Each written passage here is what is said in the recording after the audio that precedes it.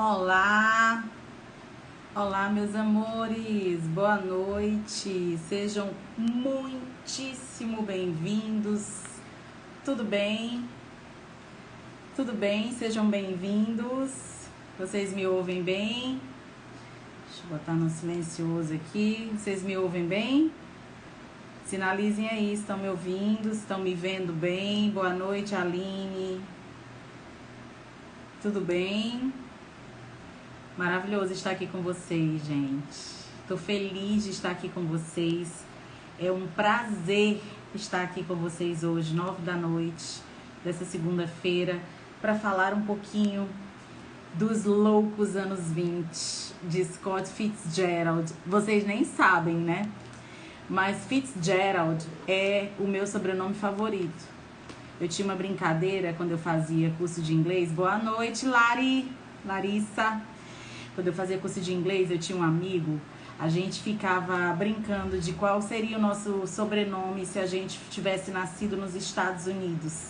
E eu sempre dizia que o meu nome era Lorena Fitzgerald, né? E que eu sempre achei maravilhoso esse sobrenome, achei assim difícil de pronunciar, um sobrenome assim bem interessante. E nem é lá essas Coca-Colas, né? Mas eu achava maravilhoso. Tô esperando o pessoal entrar. Manda aí o linkzinho pro pessoal entrar, que hoje vai pipocar isso aqui. Hoje eu tenho coisa pra falar e não é pouca. Tudo bem com vocês? Vambora. Todo mundo aí, vocês leram os contos, gente? Vocês leram? Na semana retrasada, todo mundo aqui sabe que eu faço aqui uns desafios de leitura. Quem ainda não entrou precisa entrar, porque é a oitava maravilha do mundo, ler, né? Então, a gente tá lendo, gente, é maravilhoso, nós estamos lendo, e aí eu escolhi, né, 24 contos do Scott Fitzgerald, falo muito, hoje eu tenho muita coisa pra falar, vai aí escutando que eu tenho uma metralhadora hoje ambulante.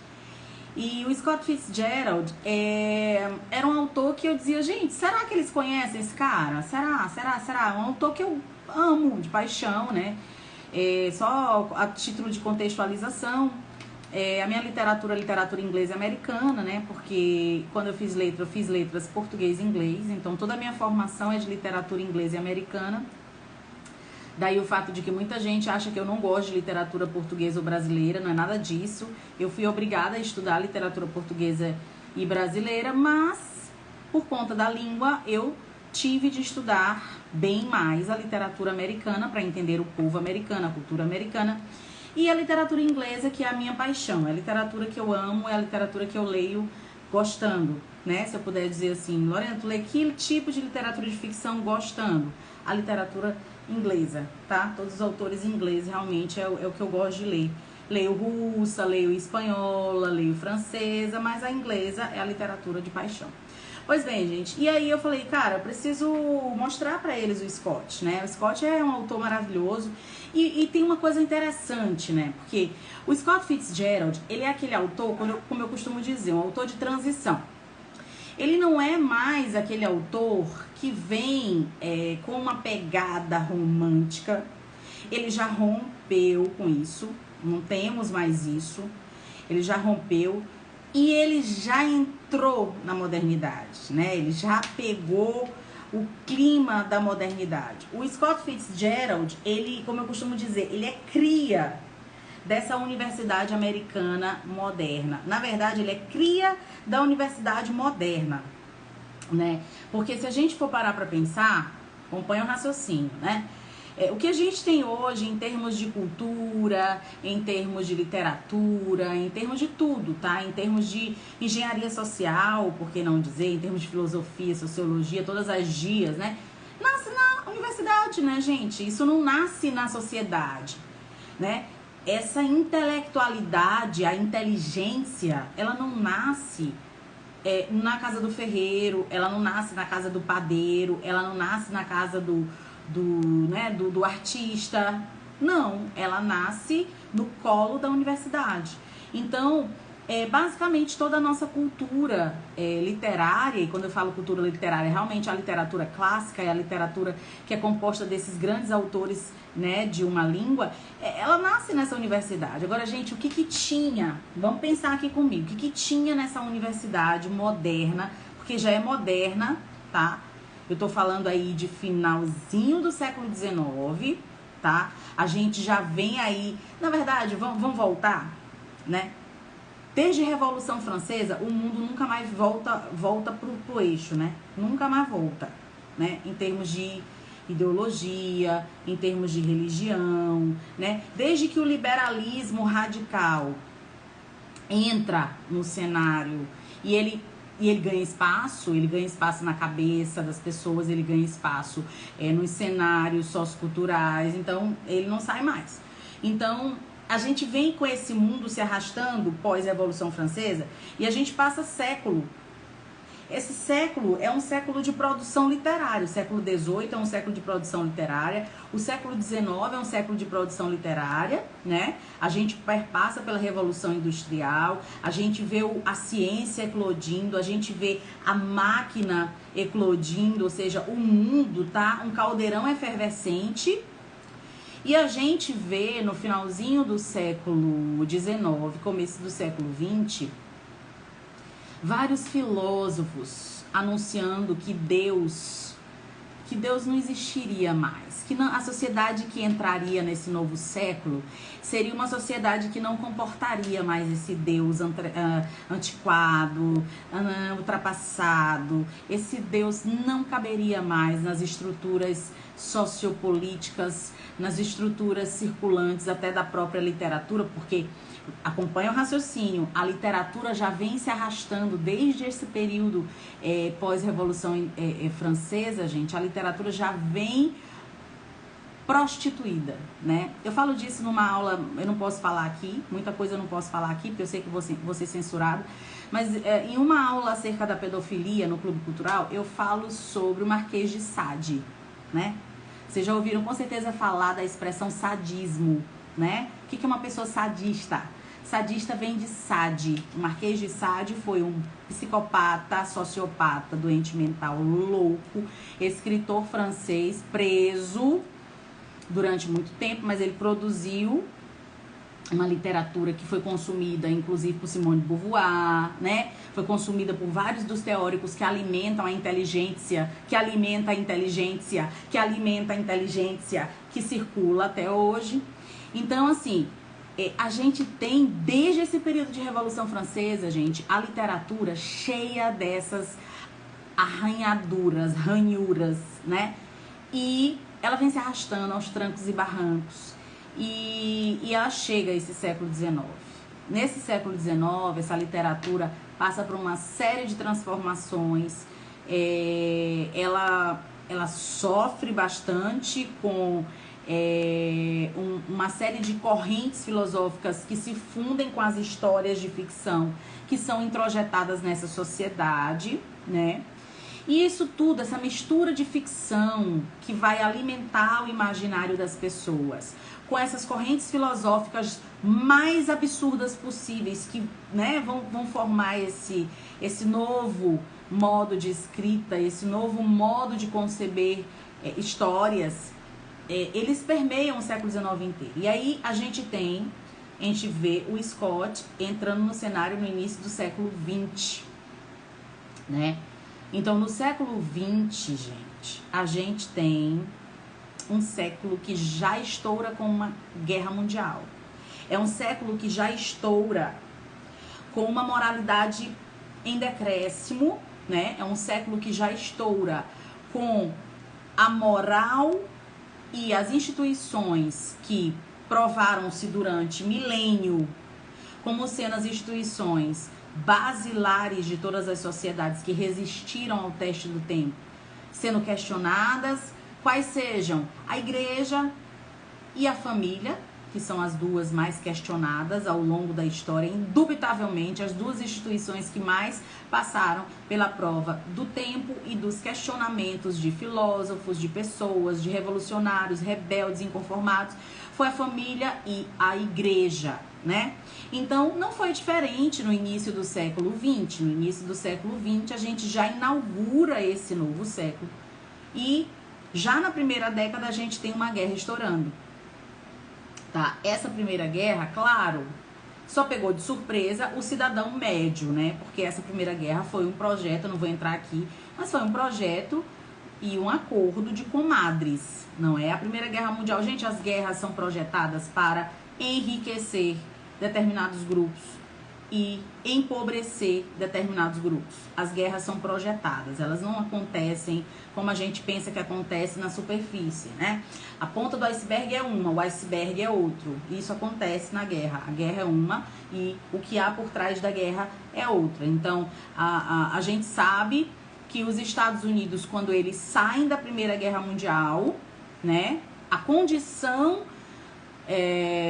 na qual eles se veem depois dessa Primeira Guerra Mundial muda muito a forma como o mundo se vê depois da Primeira Guerra Mundial.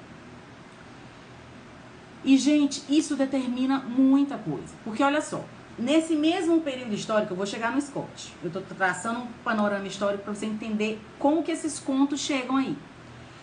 Nesse mesmo período, tá? Nessa mesma década aí, entre 10 e 20, a gente tem a Primeira Guerra Mundial e a gente tem a gripe espanhola, tá? A gripe espanhola foi o Covid da época, tá? A gripe espanhola foi essa primeira grande desgraça biológica acontecendo naquele momento. E a gente tinha uma sociedade que, apesar de estar questionando a moralidade, apesar de estar questionando a igreja, porque desde a Revolução Francesa, a igreja vem sofrendo ataques, a família vem sofrendo ataques, o liberalismo, né, que retroalimenta o socialismo, esse liberalismo radical, é um liberalismo que, vamos falar a verdade, todo mundo gostou, porque todo mundo gostou da liberdade proposta por ele. Gente, um pouco de liberdade não faz mal a ninguém. Até a própria igreja, da mais puritana até a igreja católica, gostou dessa liberdade proposta. O problema não foi a liberdade, o problema foi a dose de liberdade que cada sociedade recebeu. O problema foi a medida. Eu costumo sempre chamar a liberdade de fármaco. Fármaco é uma palavra de origem grega, né? Fármaco é uma palavra que indica remédio. Remédio, a diferença do remédio para um veneno é a dose, não é? Se você der uma dose exagerada de um remédio, ele mata. Então, a mesma coisa é a liberdade. Então, se você der liberdade demais para uma sociedade, essa sociedade vai se matar. Isso é uma verdade observável na história da humanidade. Sociedades com afetação no padrão moral, sociedades com dificuldade de estabelecimento de regimentos morais, são sociedades autofágicas. Pois bem, então a gente inaugura o século XX dessa forma. O século já nasce assim. Ele já nasce com esse DNA tenso, né? De uma peste, tipo a gente inaugurou o século XXI. A gente terminou a década de 2019, né? Entramos em 2020 e aí eu quero traçar um paralelo até profético, né? Nós estamos entrando agora, neste ano 2021, na segunda década do século XXI, da mesma forma que o Scott Fitzgerald, nos seus grandes romances, nos seus contos, narrou uma geração inteira de pessoas que vinham desses anos de 10, desses anos de 20, de Guerra Mundial e de gripe espanhola, entrou. E eu quero te mostrar quem era esse pessoal. Quem eram esses personagens que você leu nesses contos? Quem eram esses personagens que você pode ver nos romances do Scott? Quem eram essas pessoas? Porque essas pessoas representam pessoas de verdade que viveram naquele momento histórico, que viveram aquela mesma vida descrita naqueles livros de ficção. A ficção é um retrato daquilo que havia na sociedade, não só americana, não, na sociedade europeia, porque em muitos momentos os personagens viajam para a Europa, viajam para Paris, viajam para a Europa, e a gente vê como estava a Europa no livro, no conto, no romance. Então, voltando, a gente tem um cenário hoje, em 2021, com o Covid, muito semelhante. Eu consigo enxergar porque que o Scott, para mim, é um autor que conversa muito com 2021 e que é muito interessante de ser lido nesse exato momento de pandemia. Porque é um autor que descreveu uma sociedade muito parecida com a sociedade que nós vivemos hoje. Uma sociedade que estava vindo de um excesso de liberdades, que estava vindo de uma abertura abrupta dada aos gêneros. No caso, hoje a gente tem uma diferença, porque hoje a mulher, um século depois, né, ela já tem uma liberdade consolidada, não é? Mas naquele momento que a obra narra, a mulher, vamos lá, na década de 20, lá na conferência de Seneca Falls, a mulher tinha acabado de gritar querendo votar. A gente sabe que os Estados Unidos não foram o primeiro país a instituir o voto feminino, mas logo em seguida eles instituem sim o voto. Então a mulher começa ali em Seneca Falls, ela adquire esse direito ao voto, né? Junto com esse afrouxamento, a gente tem um afrouxamento em relação à ocupação do espaço social pela mulher. O que é a ocupação do espaço social? A mulher sempre trabalhou, gente. Desde o Paleolítico, a mulher trabalha. Ela sempre trabalhou. A mulher, para sobreviver, em muitos momentos, ajudava o macho a caçar, ajudava o macho em alguma coisa. Só que eu tô falando de trabalho remunerado com um reconhecimento social ou um reconhecimento de igualdade, não é? Em relação ao homem. Então, aquelas mulheres que começaram a migrar do campo para a cidade e a entrar nas fábricas e a terem esse salário, mesmo que menor do que o do homem no primeiro momento, elas eram trabalhadoras reconhecidas como trabalhadoras daqueles espaços. Elas começam a ter uma liberdade fora de casa que a mulher, por exemplo, vitoriana, 50, 60 anos atrás não tinha na Inglaterra, né? Então essa mulher americana, essa mulher inglesa, essa mulher francesa, a francesa era sempre vanguardista, né? As francesas sempre foram vanguardistas porque a gente tem a Revolução Francesa dando esse start, né? A França foi esse país que deu o start para começar tudo isso. Então, se tiver muito rápido, vocês me avisam. É porque tem muita coisa para falar, tá? Então, os anos 20 são esse momento em que essa mulher tá fora de casa, tá com o dinheiro dela, tá fora do ambiente mais masculino em termos de domínio. E aí, esse uso da liberdade que foi do zero a tudo, em muitos casos não foi bem feito. Porque essa mulher que antes usava um espartilho, agora ela tira o espartilho e ela sobe a saia até metade da canela. Essa mulher que de repente usava o cabelo cheio de presilhas, usava o cabelo todo ornamentado, ela tora o cabelo mostrando o brinco. Ou então ela raspa a cabeça, ou então ela corta o cabelo Joãozinho. Ou seja, a mulher foi da liberdade zero a 80. E aí eu quero voltar à questão do liberalismo radical. Liberalismo, tá, gente? Presta atenção para a palavra liberalismo que eu vou usar aqui, que não é a corrente de pensamento que vocês estão pensando. É liberalismo em outro sentido. Então, essa ideia de liberdade como valor absoluto foi uma desgraça para aquela sociedade dos anos 20. Sobretudo para aquela mulher dos anos 20. Que não estava habituada, que não tinha educação para usufruir dessa liberdade. Quando ela se viu com essa liberdade na mão, ela chutou o pau da barraca e caiu no chiqueiro.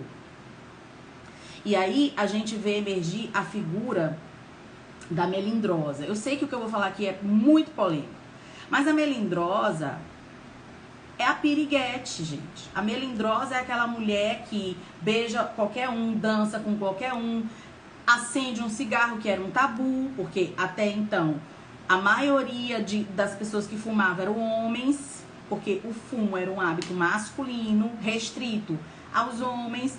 Poucas mulheres fumavam, quando fumavam dentro de casa. A indústria do tabaco percebe que essa mulher que está agora no trabalho se vê livre, ela quer fazer o que o homem faz, ela quer imitar o comportamento do homem. Então a indústria do tabaco diz: epa, ganhei mais dinheiro, vou agora investir em propaganda de cigarro para mulher. Então agora a mulher, como um ato de igualamento ao homem, ela passa a fumar como homem. Inclusive a piteira se torna um objeto de desejo e de composição dentro do guarda-roupa feminino, junto com o leque, junto com o chapéu, junto com a meia calça, cinta liga. Ela tira o espartilho, mas ela adota a cinta liga, a calcinha com a cinta liga, né? Ela adota a bota, né?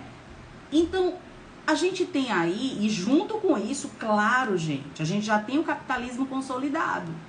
E dentro disso, gente doida pra ganhar dinheiro com essa mulher que tá pipocando a cidade, que tá movimentando cada esquina dessa cidade que agora se torna o grande centro do mundo. Porque ela sai da guerra, os Estados Unidos saem da guerra com a bola toda, o dinheiro do mundo começa a circular lá, porque lá as ofertas começam a aparecer.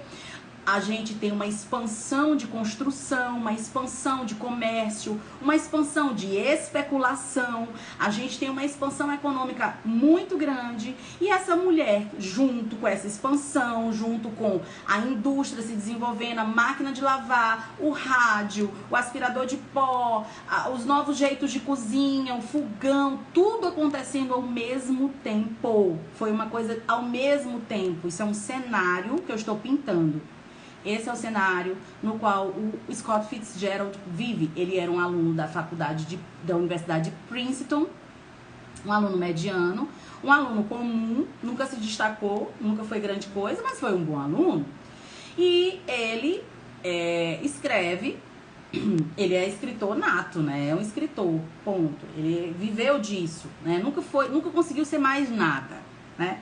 O Scott Fitzgerald, ele era escritor, nasceu para escrever, ninguém contesta isso. Tem gente que não gosta do estilo. Eu gosto, né? Eu gosto. E é interessante a gente pensar que nesse caldeirão ele viveu. Ele foi o jovem dos anos 20. O Scott Fitzgerald foi esse rapaz dos anos 20, saindo da faculdade de Princeton, tentando a vida como escritor. E numa das cidades que naquele momento era o centro do mundo, né? Paris se desloca e Nova York assume o controle agora como centro, se não cultural, mas pelo menos financeiro, sim, do mundo. A bolsa de valores, não é? Os grandes cafés, o jazz que vem de Nova Orleans com aqueles escravos negros, né, com a voz maravilhosa, incomparavelmente fantástica, e os brancos descobrem esses negros e descobrem que esses negros dão lucro com essa música maravilhosa, porque eles percebem que toda aquela música clássica que domina até a virada do século não é mais a música que eu vou colocar termos que eu não acho interessante, mas talvez ajude. A burguesia quer ouvir. Por quê? Porque essa burguesia está mudando. Vamos colocar a aristocracia, que é melhor? A aristocracia não quer mais ouvir a música clássica. A aristocracia não quer mais ouvir o piano. Ela não quer mais ouvir a sonata. A aristocracia não quer mais ouvir uma sinfonia. A aristocracia quer balançar a bunda. A aristocracia, sobretudo a mulher, que agora não tem mais nada que segure a cintura dela e sufoque ela, porque o espartilho era uma tortura. Deixava bonita, mas dava trabalho, deixava presa, botava a mulher para comer menos, para sentar de um jeito, para não dançar muito, para não se movimentar muito. A mulher tinha uma postura pretendida com aquele espartilho. Sim, é verdade. Agora, com a ajuda da Coco Chanel, porque ela não foi a primeira, mas ela foi a principal. Ela solta a cintura da mulher, a roupa não tem mais curva, a mulher não tem mais curva, a mulher é reta. Ela pode balançar o que ela quiser, ela não tem limite que segure a cintura e o bumbum. E isso casa certinho com esse Charleston, que é uma música derivada aí, vamos dizer assim, do jazz, que balança a bunda, porque é uma música agitada. Gente, casou certinho. Resumindo. Aí casou moda, casou música, casou liberação sexual da mulher, casou tudo. Todo o zeitgeist, todo o espírito cultural daquele momento casou, se encaixou como um quebra-cabeça de 300 mil peças. Não existe como explicar, gente. Casou.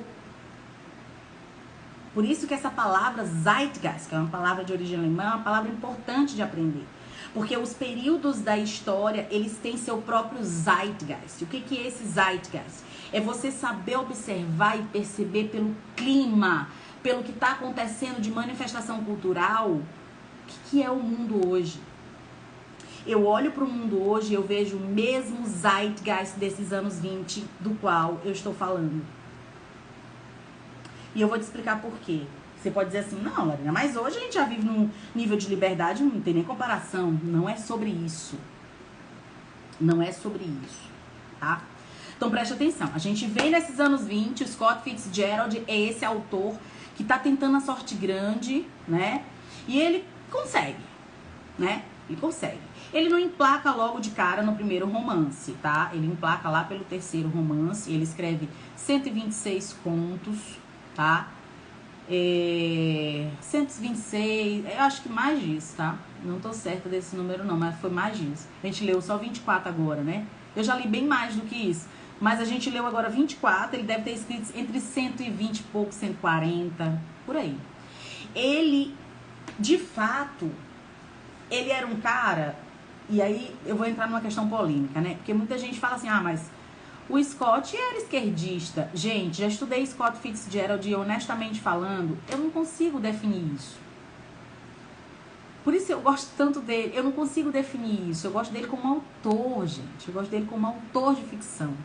Nenhum outro autor. O James Joyce, ele consegue, mas não é igual.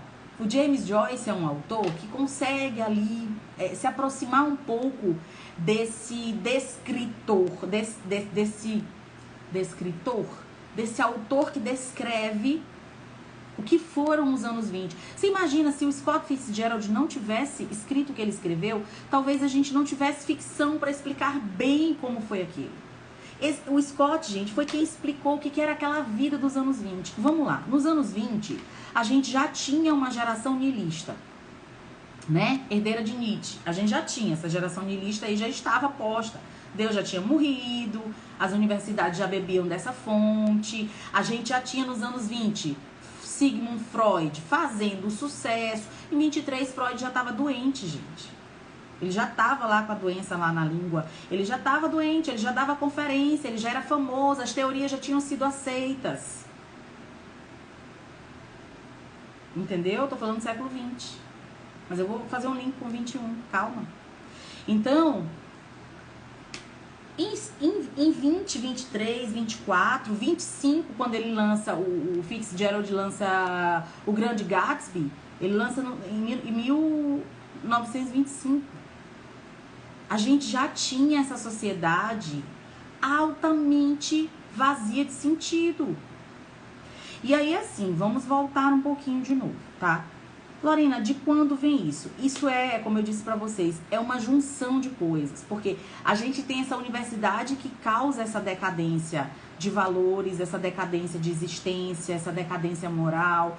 Essa universidade que impregna na juventude inteira uma crise existencial advinda dessa avalanche de correntes filosóficas que, inclusive, não conseguiram ser combatidas pela igreja, nem cristã, nem protestante, nem católica. Inclusive, a protestante abraça boa parte dessas correntes filosóficas desgraçadas. E aí, a gente tem Deus morto, Nietzsche conseguindo sobreviver, porque Freud relê Nietzsche nas suas teorias. Boa parte do que Freud interpreta é Nietzsche. Quem conhece sabe. E aí a gente tem essa mistura de Freud com a interpretação dos sonhos, de Nietzsche com esse niilismo encarnado e provado a olho nu nas universidades, na vida dos jovens. A gente tem esse cidadão que agora entra num novo século gozando de uma vida confortável. E uma vida confortável nunca criou gente de fibra. Uma vida confortável, tem até uma frase, eu não sei de quem é, que sempre diz que tempos ruins criam homens bons, homens fortes. Não, tempos difíceis criam homens fortes. Homens fortes criam tempos fáceis. Tempos fáceis criam homens fracos. É uma coisa assim. Então, esse homem que agora tá com tudo fácil, porque essa abertura pro consumo que acontece nos Estados Unidos e que nego, olha, cai matando, porque é dinheiro, né, bebê? Circulando. Isso facilita a vida num nível tão absurdo que o ser humano não consegue se preparar para lidar e essa avalanche de facilidades transforma a vida numa vida sem um pingo de sentido. Isso foi uma coisa, gente, tão verdadeira e tão forte que as feministas sentiram isso lá na década de 60. A Betty Friedan sentiu essa reverberação dos anos 20 em 60, 40 anos depois, quando ela fala desse vazio das donas de casa. Entendeu? Então, esse vazio que vem desde Nietzsche, adentra o século XX, dentro da sociedade de consumo, descrita nos romances, descrita nos contos. Gente, seja preste atenção que todo conto do Scott Fitzgerald tem festa e música. Todo conto do Scott Fitzgerald tem ricos. Vocês prestem atenção? Vamos aqui, vamos entrar na história. Todos os contos que nós lemos do Scott Fitzgerald têm muita riqueza, sim ou não? Tem um ou outro pobre que nem fala muitas vezes. Um ou outro pobre que tá ali só para contemplar a riqueza. O tema principal de todas as histórias do Scott Fitzgerald é riqueza. Por quê? Porque a ideia do American Way of Life é riqueza. Qual é o sonho de todo mundo? É ficar rico. O Scott não foi o responsável por incutir isso na cabeça das pessoas. Isso aqui, gente, já estava na cabeça das pessoas e ele só trouxe personagens que pensavam assim porque isso era o que havia na sociedade na qual ele viveu. Então, em todos os contos que vocês leram aqui, vocês vão ver gente rica. Ostentando diamante, ostentando casaco de pele, ostentando champanhe, ostentando carros caríssimos, ostentando joias, ostentando empregados, ostentando mansões, ostentando viagens, sim ou não? Então, qual é o tema central dos contos que nós lemos? O novo rico americano. Esse novo rico americano, gente, não mudou nada. É o mesmo de hoje. Porque ele só se arrasta 100 anos depois. Ele ficou pior. Mas é o mesmo novo rico. E quem é esse novo rico americano do qual os contos do Scott Fitzgerald falam? É o cara que herdou uma propriedade do pai, como era na era vitoriana lá da Inglaterra? Não. É como a gente leu em Oscar Wilde, o Sir que herdou um título? Não. O novo rico americano é aquele cara que durante a lei seca fica multimilionário vendendo bebida como traficante. Ele era um Zé Ninguém e no dia 2 ele se torna o cara mais amado por toda a elite de Nova York. Por quê? Motivo, ele tinha gin para vender. Porque, vamos lembrar, a gente tá vivendo numa sociedade que tá podre de rica, que tá cheio de eletrodoméstico, que tá comprando casa própria, que tá comprando carro, mas bebe todo dia para poder dormir. A explosão do consumo de álcool e drogas na sociedade americana foi um fenômeno no início dos anos 1910. A explosão do uso da cocaína com o senhor Freud, trazido da Europa, e o tráfico começa aí, já era um fenômeno. Os opioides circulando, não mais para efeito medicinal, agora recreativo. Os traficantes e os gangsters italianos migrando para Chicago, migrando para Nova York. Isso já era um fenômeno. E aí a gente tem a sociedade americana enchendo a cara de cachaça para dormir, porque agora ela não tinha mais sentido, porque agora aquele menino que cresceu na igreja luterana era um bêbado que trabalhava para poder gastar com carro, casa e joias. Qualquer semelhança não é mera coincidência com a sociedade de hoje. Essa é a sociedade da qual Scott Fitzgerald fala nos seus contos, nas suas obras. É a pessoa que não nasce rica. Ela tem o sonho de ser rica.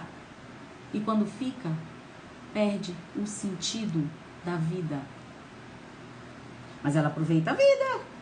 Ela vive a melhor vida por fora. Por dentro é um desgraçado, um mendigo, um maltrapilho. Então, assim, todos os contos que nós lemos tem como protagonista alguém que é, por fora, rico ou bem de vida, ou alguém que tem alguma coisa, mas por dentro é um fraco.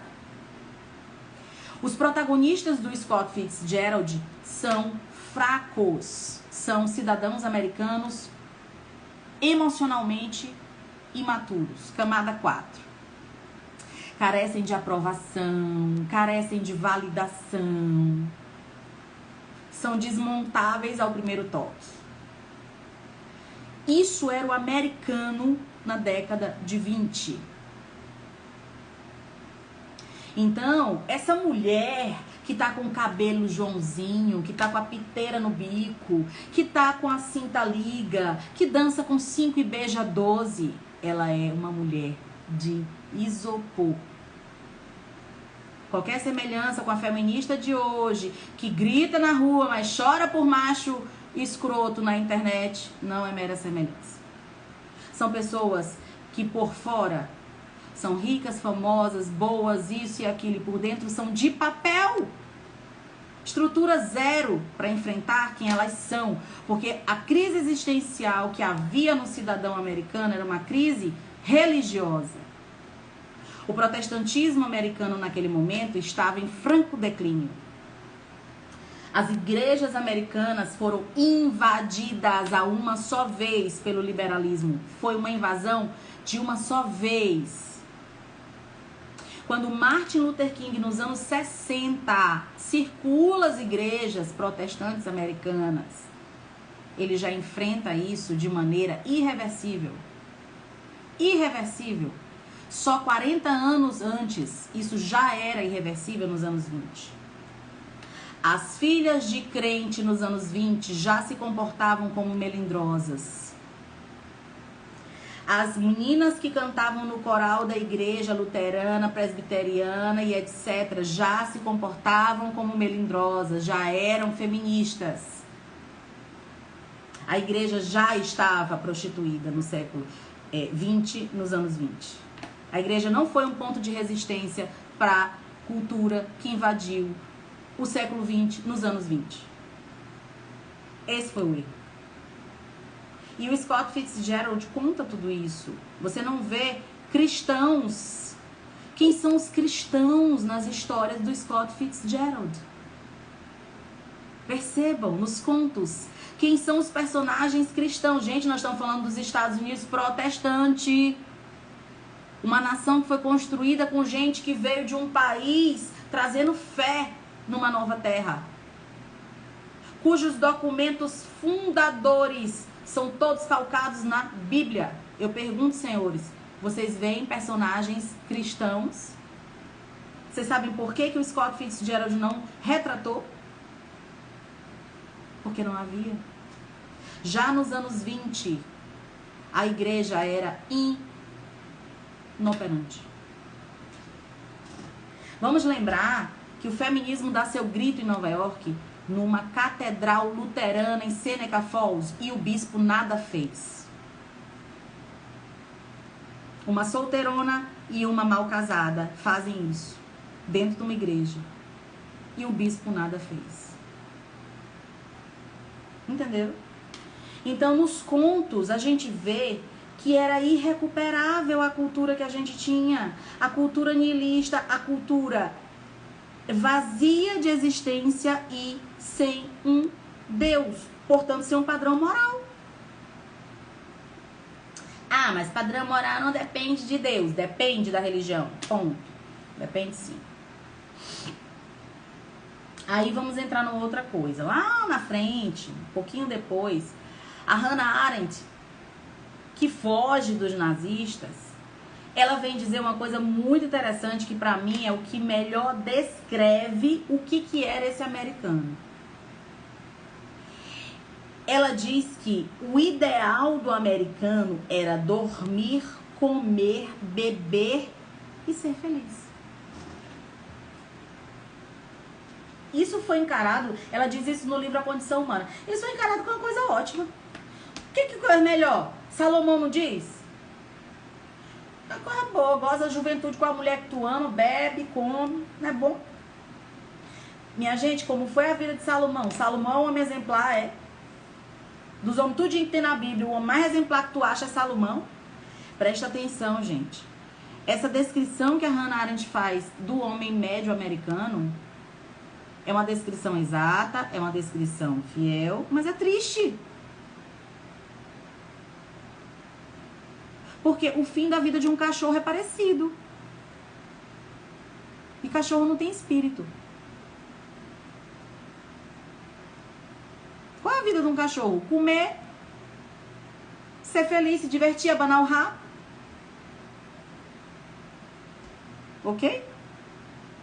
O que a Hannah Arendt constata é triste. Ela viveu de perto isso. Ela viu isso de perto.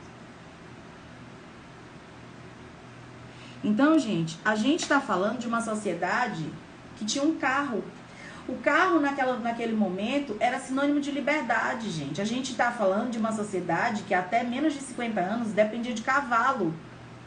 A sociedade vitoriana era composta de rua, fedia a bosta de cavalo. O meio de transporte mais chique que tinha era carruagem, mas a rua era pura bosta. E em 60 anos depois, menos disso, a gente tem motor e as pessoas podendo comprar carros e podendo viajar de carro. Você tem noção que o símbolo da liberdade humana se tornou o carro? Porque agora eu poderia me locomover. Eu poderia me locomover. Eu não dependeria do navio. O avião ainda não estava disponível. O avião só estava sendo usado em guerra naquela época. Naquele momento. Então eu tinha um carro. O carro era a minha liberdade máxima. O carro era bem-estar. Eu podia entrar no carro até transar lá dentro. Se você vive para comer, dormir, beber e ser feliz, você não é mais do que um cachorro. Sua vida é uma vida de cão.